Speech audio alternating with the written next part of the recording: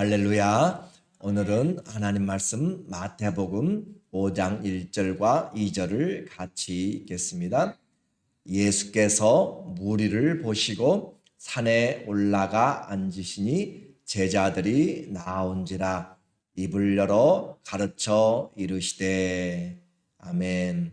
오늘은 성도의 복이라는 주제로 하나님 나라 8번째 시간을 같이 나누도록 하겠습니다.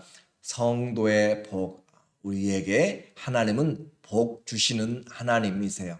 그런데 그 복을 어떻게 받느냐라고 하는 것이 중요한 것이죠. 그래서 하나님을 사랑하는 자들에게 복이 있는데 오늘 성도들의 복이 함께 오늘 마태복음 5장에 나와 있어요. 예수님이 땅에 가져오신 것이 있습니다. 천국을 가져왔죠.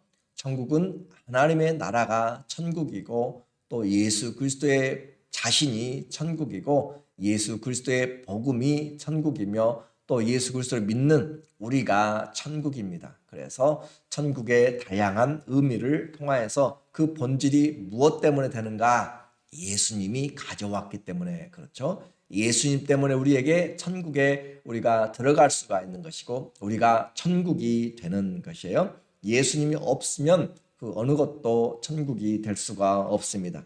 그래서 주님을 믿는 것, 우리는 단순히 죄의 사함만이 아니라 우리에게 가져올 하나님의 복을 우리가 받고 누리는 거죠. 예수님이 오시기 전에 세상은 흑암 가운데 있습니다.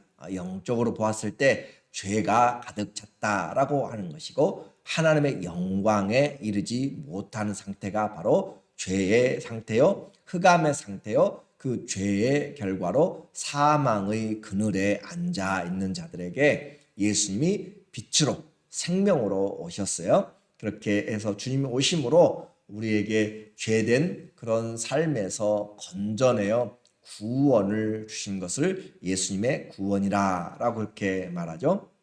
사단의 쇠사슬에 묶여서 사단이 이끄는 대로 살 수밖에 없었어요. 나는 사단에게 상관이 없다 할지 몰라도 그 가는 길이 필경은 사망의 길이고 그들의 생각이 사망의 길이고 어둠의 일이고 그래서 내가 하는 것이 다 사단의 조종, 꼭두각시라고 이야기하는 거죠. 그렇게 되어지는데 우리로 하여금 그 사망의 결박에서 풀어놓으시고 우리를 자유케 하여 주심으로 우리가 하나님의 진리의 영을 쫓아서 하나님을 섬기는 의의 도구로 바꿔주신 것이 얼마나 감사한지 모릅니다.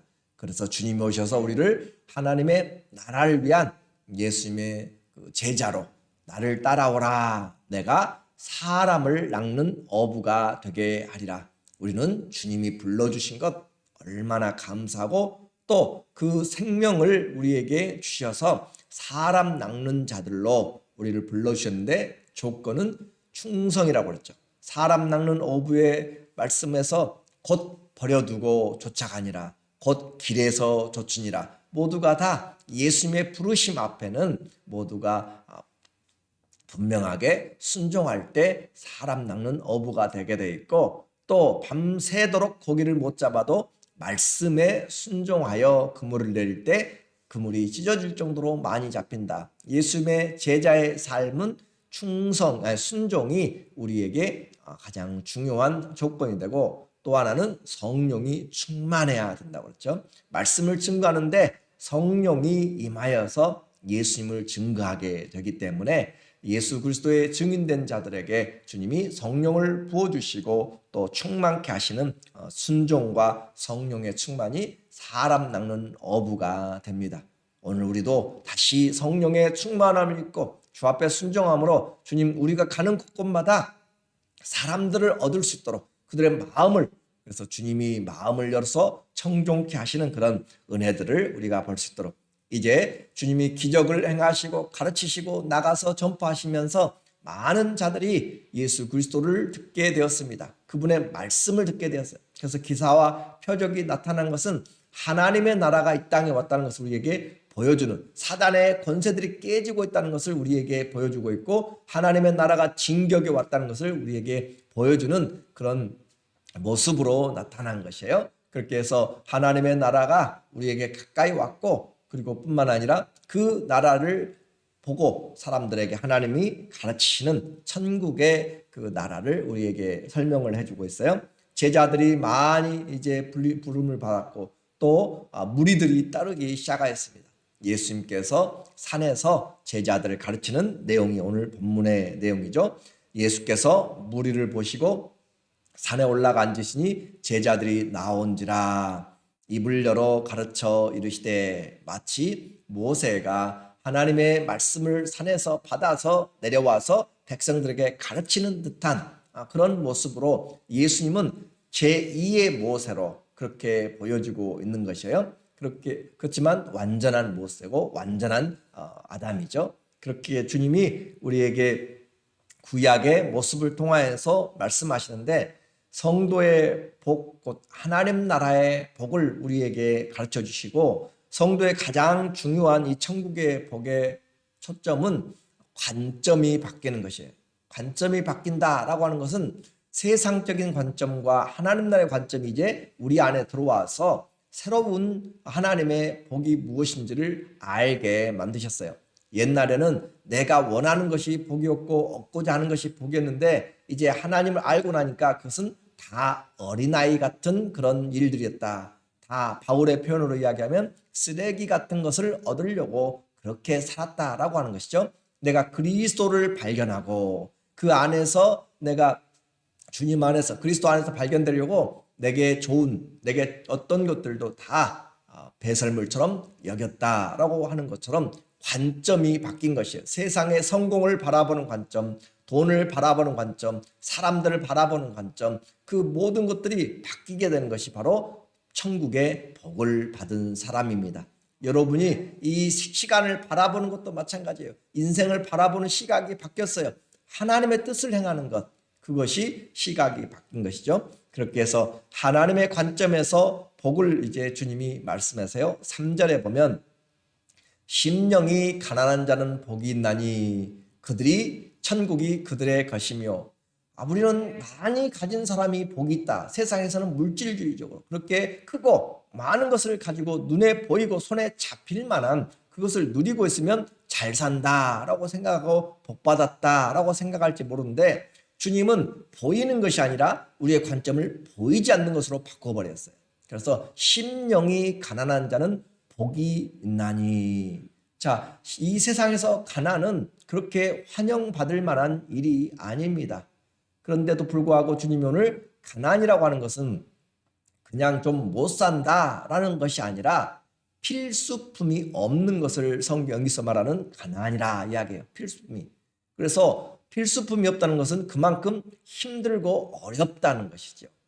살기가 힘들다는 것이에요. 일용할 양식이 거의 없다는 것이에요. 그런 사람에게는 뭐가 있어야 되냐면 일용할 양식이 있어야 살아가는 사람들. 그러니까 심령이 가난한다라고 하는 것은 심령이 좀 겸손하고 그런 수준이 아니라 심령이 꼭 필요한 것이 있어야 되는데 그게 없어요. 그러니까 심령이 가난해서 정말 살기가 힘들어요. 더 쉬운 말로 이야기하면 사람들이 물질이 있고 생활할 때 내 마음이 편해요. 그러면 심령이 편안한 것이죠. 그런데 성도들은 하나님 나라의 복은 이 세상 것들이 내게 만족을 못 줘요. 이 세상에 아무리 많은 돈을 가져도 아무리 성공을 해도 아무리 많이 배워도 내 심령이 만족을 못해요. 만족이. 그래서 살 수가 없어. 사는 의미가 없어요. 실제적으로 그렇잖아요. 돈을 많이 가진 그런 부자의 그 딸들도 우리 평생 계산도 못할 정도 가지고 있어도 우울하고 힘들고 어려워서 그냥 자살해 나가잖아요. 먹고 살기 힘들어서 자살하는 것이 아니에요. 심령이 갈급한데 채워지지 않기 때문에, 명예로도 채워지지 않고 인기로도 채워지지 않고 그 무엇을, 그래서 공허하기 때문에 약을 하게 되고 그렇게 되잖아요. 그런 것처럼 심령이 가난하다라고 하는 자는 우리에게 이 세상 것들로 인하여서 만족감을 주지 못하기 때문에 그 만족을 누가 주는가? 오직 우리를 만드신 하나님, 하나님의 형상과 모양으로 만들었기 때문에 하나님의 형상과 모양인 그 본체인, 형상의 본체인 예수님이 우리에게 오셔야만 살 수 있는 것을 지금 여기서는 심령이 가난하다, 세상 것들로 만족감이 없다라는 표현이에요. 그래서 세상에서 직장이 좋고 많은 사람들을 만나고 무엇을 누려도 내 마음에 세상 것들은 만족이 없어서 내가 어떻게 만족을 해야 될까? 그렇게 찾는 자가 가난한 사람들. 오늘도 내가 만족이 필요합니다. 내가 살려면 그런 일용할 양식이 필요하다라고 하는 거죠. 그런 사람들에게 천국이 그들의 것입니다. 가난은 좀 부족한 상태가 아니라 필수품인 그런 것이 부족한 상태, 세상적인 것으로 이 필수적인 것이 채워지지 않는 사람. 그래서 내 심령이 오늘 우리는 어떤 만족으로 살아가는가? 나는 내 심령은 주님이 없어도 주님으로 채워지지 않아도 만족하고 걱정이 없고 근심이 없고 그것은 올바른 상태가 아니죠. 우리는 주님이 주시는 것 외에는 다른 어떤 것으로도 만족함이 없는 하나님 나라를 위한 목마름이 있는가. 그것이 관점이 바뀌었다라고 이야기했죠. 성도의 복은 세상으로 만족하지 못하는 심령에 가난하기 때문에 그것을 채울 수 있는 하나님이 필요합니다. 그것을 지금 이야기하는 거고, 두 번째 관점이 또 바뀌어요. 4절에 보면 4절에 애통하는 자는 복이 있나니 그들이 위로를 받을 것이며. 자, 애통하는 자, 세상은 기쁘고 즐거워하는 자들이 복이 있지 애통하는 자는 불쌍하고 안타까운 것이죠. 그런데 진짜 위로를 받는 사람 누군가? 그것은 바로 애통하는 자. 이 애통을 무조건 슬퍼한다는 의미가 아니라 하나님 나라를 바라보면서 우리의 죄 때문에 애통하고 죄가 관영하여서 하나님의 영광을 구하지 않고 살아가는 사람들, 그런 사람들 때문에 내가 힘들고 애통하고, 마치 소돔과 고모라에 사는 롯이 그 소돔 사람들의 죄악을 인해서 마음에 애통했다고 그랬잖아요. 마음에 정말 힘들고 어려운 그런 마음으로 살아가는, 죄가 관영한 시대에 살아갈 때 얼마나 힘들겠어요. 하나님을 무시하고 예배드리지 않는 그 가운데 살아가는 영적인 그런 애통함이 얼마나, 휘어져 추수하게 되었는데 추수할 사람들이 없는 것을 볼 때 얼마나 애통하겠어요. 그것이 바로 하나님 나라에 대한 애통으로 그렇게 우리에게 말하는 거죠. 아까 심령이 가난한 그 부분도 동일하게 우리의 관점을 바꿨어요. 어리석은 부자는 내가 많은 것을 쌓아놓고 창고도 새로 짓고 그렇게 아주 내가 먹고 누리리라 라고 생각했는데, 그 사람은 세상으로 만족했죠. 심령이 가난한 것이 아니라 그 사람은 세상으로 풍성해가지고 내가 먹고 마시고 이제부터 즐기리라 라고 생각하지만 하나님이 보실 때는 정말로 가난한, 그 아무것도 갖지 못한 사람이었어요. 그래서 세상의 죄를 보면서 성도의 행복은 세상 것이 아니라 하나님의 것임을 바라봅니다. 오늘 애통하는 자, 그렇게 한 자에게 위로를 주신다. 하나님의 위로는 누가 받는가? 하나님 나라에 사모하는 자들에게 하나님이 위로를 주십니다. 오늘도 주님께서 세상에서 즐거워하는 자가 아니라 하나님의 영광에 이르지 못하는 우리의 지체들을 보면서, 옆에 시험에 드는 사람들을 보면서 안타까운 마음으로 위로하고 또 그렇게 애통하며 기도하는, 그래서 중보하는 것은 그들의 영혼을 붙잡고 기도하는 것이, 하나님 저 영혼이 하나님을 사랑하도록 그렇게 해나가는 애통하는 자, 그렇게 오늘 우리에게 주님이 말씀하시고, 뿐만 아니라 세상은 어떤 사람이 또 세상에 살면서 하나님의 나라의 관점으로 바뀌는가. 세 번째 보니까 5절에 온유한 자는 복이 있나니 그들이 땅을 기업으로 받을 것이며. 온유한 자, 강한 자가 복이 있는 것이 아니고 온유한 자가 복이 있습니다. 이 온유한 자, 강한 자가 아니라 강하지만 그러나 남을 생각할 줄 알고 자기를 절제할 수 있는 사람이 온유한 사람이에요. 능력도 있어요. 실력도 출중하고 여러 가지가 있는데 자기를 낮춰서 마치 누구처럼요? 예수님처럼 모든 능력이 있어요. 할 수 있어요. 그런데도 불구하고 낮아지고 겸손함으로써 그렇게 섬기는 자로. 그래서 모세는 이 지상에서 온유함이 가장 큰 자라, 승한 자라 그렇게 이야기하잖아요. 하나님이 그에게 맡기셨습니다. 그런데도 불구하고 모세에게 삿대질하고 대적하고 돌로 들어서 죽이려고 하고, 그럴 때에 모세가 하나님 앞에 엎드렸잖아요. 하나님 앞에 엎드려서 기도하고, 주님 내 이름을 생명책에서 지워버릴 정 하더라도 이 백성에게 이 백성을 용서해 달라고 그들의 반역을 그 자신이 가지고 하나님께 나가서 기도하는 그런 사람이 온유한 사람이다라고 하는 거죠. 우리는 그런 위치에 있고 또 내가 충분히 능력을 발휘할 수 있다면 나를 반대한 자들 향하여서 그냥 다 한쪽으로 몰아놓고 또 심지어 히틀러처럼 다 자기 마음대로 죽이기도 하고 그런 것이 강한 그 복이 아니라 온유한 것은 내가 능력이 있고 원수 갚을 힘도 있고 여러 가지 환경들이 뛰어나도 그것을 사용하지 않고 오히려 겸손하게 그들을 품어주고 이해해주고 용납해주고 주님 저들의 죄를 용서하여 주시옵소서라고 하는 예수님의 모습. 그래서 나는 온유하고 겸손하니 마태복음 11장 28절에 나는 온유하고 겸손하니 내 멍에를 메고 내게 배우라. 우리의 복은 다른 것이 아니라 이렇게 온유한 주님의 성품을 닮아가는 것이 온유하다라고 하는 거죠. 교회에서도 내가 예를 들어서 헌금을 많이 하고 아니면은 뭐 사회적인 위치가 있고 교회에서도 무슨 직분이 있고 그렇다고 해서 나를 알아주도록 그렇게 머리를 들고 그렇게 자기의 목소리를 높이고 하는 것은 그건 절대 강한 자도 아니고 하나님 앞에 쓰임받는 자도 아니에요. 우리는 은혜를 받을수록 낮아지고 겸손해지고 온유해져요. 충분히 회의를 하면서 내 의견들을 제시할 수 있어요. 그런데 그렇게 하지 않고 온유하게 다른 사람들을 들어줘요. 그것이 우리에게 온유한 자가 어떤 사람인가? 부족하고 못 배우고 연약해가지고 참고 인내하고 그런 수준이 아니라 충분히 내 일들을 할 수 있음에도 불구하고 주장을 낮추고 들어주고 이해하고 함께 가는 온유한 사람. 그 사람이 그리스도를 닮은 사람이고 복을 받는 사람. 결국 양보하는 것 같고 다 놓치는 것 같지만 세상으로 표현하자면 부족한 머저리 같은 사람일 수 있지만 그런데 어떻게 해요? 그들이 땅을 기업으로 받을 것이며 땅을 기업으로 받는 것은 하나님의 나라를 기업으로 받는 이 땅의 표현의 모습입니다. 그러니까 누가 차지하는가? 온유한 자가 기업을 차지한다라고 하는 것이에요. 산이 높고 높다고 해가지고 빗물이 쌓이는 것이 아니라 골짜기로 쌓이는 것처럼 온유한 자에게 모든 은혜가 오게 됩니다. 그래서 우리는 신앙생활하면서 내 목소리 높이려고 그렇게 하면은 안 되는 것이 그건 복이 없는 사람이에요. 복을 발로 차버리는 사람들이에요. 예수님 믿으면서 교회 오래 다니면서 정말로 온유한가라고 하는 것을 자신에게 물어봐야 돼요. 나는 주님을 닮아가면서 주님 성품으로 온유한가? 그 부분이 모든 사람보다 뛰어났던 모세처럼 예수님처럼 나는 아니면 다혈질의 사람인가? 온유한 사람인가? 아니면 다혈질의 사람인가?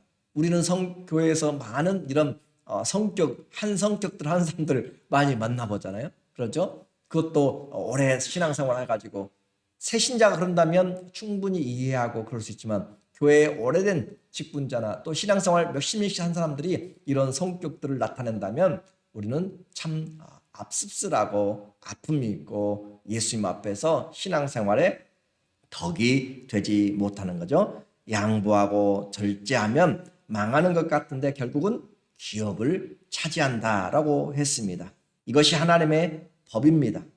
하나님의 우리의 시선을 완전히 초점을 바꿔버리는 것이에요. 그리고 네 번째, 오늘은 네 번째까지 6절에 의에 줄이고 목마른 자는 복이 있나니 그들이 배부를 것이며 의에 줄이고 내가 무엇에 줄여 있는가?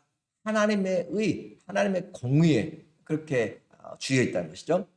목마른 자는 복이 있나니 그러니까 자신을 위해서 하는 것이 아니라 하나님 나라를 위해서 먼저 구하는 사람이에요. 그들이 배부를 것이라. 우리가 무엇으로 배부른가? 자, 혹시 기억나세요? 예수님이 요한복음 4장에 보면 수가성에 가다가 사마리아성 수가성에서 예수님 가만히 계시고 제자들은 동네로 먹을 것을 가지러 갔고 수가성에 한 여인이 물을 길러 와서 대화를 하잖아요. 내가 너에게 생수를 주겠다 그렇게 하시면서 제자들이 왔을 때 먹을 걸 가져왔습니다 라고 하니까 내가 배부르다 하면서 나의 양식은 아버지의 뜻을 행하는 것이다 라고 이야기하죠. 내 양식, 예수님의 양식은 예수님의 배부른 것은 무엇인가? 그들이 배부를 것이요 하나님의 뜻을 행하는 것이 우리의 말씀도 물론 양식이지만 하나님의 뜻을 행할 때 우리에게 방식이 된다라고 그렇게 표현하고 있어요. 의에 줄이고 목마르면 배고프고 힘들고 어려운 것 같은데 얼마나 우리를 하나님의 근심으로 살게 되면 얼마나 부유한지, 얼마나 열정 있게 만드는지, 얼마나 자기 자신의 삶을 돌아보게 만드는지 그렇게 우리에게 배부를 것이다. 오늘 우리는 주님과의 관계입니다. 의라고 하는 것은 주님과의 관계예요. 나와 아버지는 아버지 노릇을 해주시고 자녀는 자녀의 역할을 하는 것. 이것이 의로운 관계예요. 근데 그 관계가 깨져버렸기 때문에 의에 줄이고 목마른 거죠. 그래서 하나님의 소원이 나는 너희의 하나님이 되고 너희는 나의 자녀가 된다라고 하는 것처럼 오늘 그 일을 위해서 하나님 우리의 아버지 되심을 내가 경배하고, 자, 오늘 산상순의 교훈은 전국 백성이 되는 자격이 아닙니다. 이렇게 해야 하나님의 자녀다가 아니라 하나님의 자녀는 이런 삶을 살아야 된다. 그 말을 지금 우리에게 말하고 있는 것이에요. 그래서 천국 시민이기 때문에 천국의 법을 지켜야 되는 거죠. 예수님을 믿기 때문에 예수님을 닮아가야 되는 것이죠. 그 말을 지금 하고 싶어. 내가 너희를 불렀기 때문에 너희를 부르신 자처럼 너희도 거룩한 자가 되라 라고 하는 것이에요. 우리를 불러주셨기 때문에.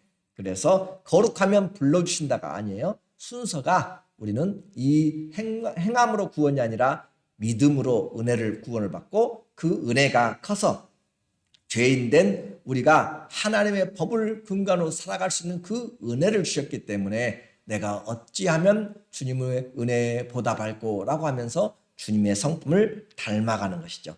그래서 이것이 축복입니다. 성도의 복, 다른 것이 아니에요. 하나님의 관점으로 바뀌는 것이에요. 오늘도 내가 많은 것을 하고 늘어지게 뭘 한다 할지라도 하나님이 원하는 것인지 아닌지 그것을 보면서 관점이 바뀌어서 내가 주님의 눈으로 바라볼 수 있다면, 그리고 주님의 성품을 갖는 방향으로 우리의 삶이 복이 있는가. 복받은 사람은 주님의 향기가 나는 사람이고 주님의 그 편지가 되는 사람이고 주님의 맡겨주신 화평케 하는 대신이 되는 사람들이죠. 우리 시선을 하나님의 시선을 바꿀 때 참된 복을 얻게 되고 주님이 주시는 마음으로 오늘도 내 안에 성령의 열매들이 가득하여서 정말 주님 닮은 그런 사람이 복 받은 사람이고 더 풍성한 은혜를 누리는 천국의 사람들입니다. 그런 성도의 복이 풍성하시기를 예수님의 이름으로 간절히 축원합니다. 아멘. 기도하도록 하겠습니다.